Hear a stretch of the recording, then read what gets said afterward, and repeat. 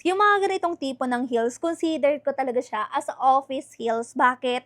Yung pinaka-details pa lang, pansinin mo, sobrang formal na niya. Talagang bagay na bagay pang office or pang event. By the way, ganito nga siya, oh, glossy type siya.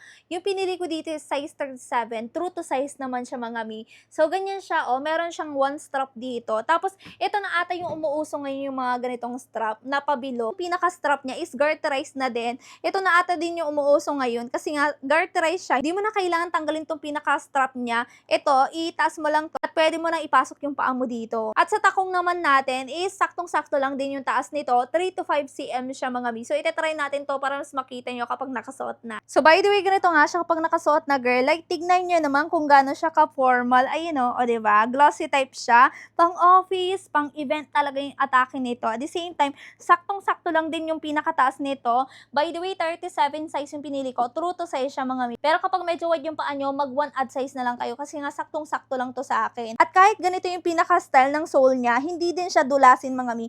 Makapit siya sa mga ganitong type na vinyl. Ayan o, hindi siya dulasin. Tapos ito yung sinasabi ko sa inyo na garterized na to. Ayan o, pwede mo nang tanggalin yung paa mo dito. Like, ayan siya, oh. 'Di ba? Matatanggal mo agad. Tapos in fairness, lightweight lang din to, kaya perfect siyang gamitan kahit pang matagalang gamitan. So aside from this color, available pa to sa black and color white. Ayan, so managanap dyan ng mga ganitong office heels na sobrang classy tignan at maka-formal talaga. Saktong-sakto yung taas ng heels.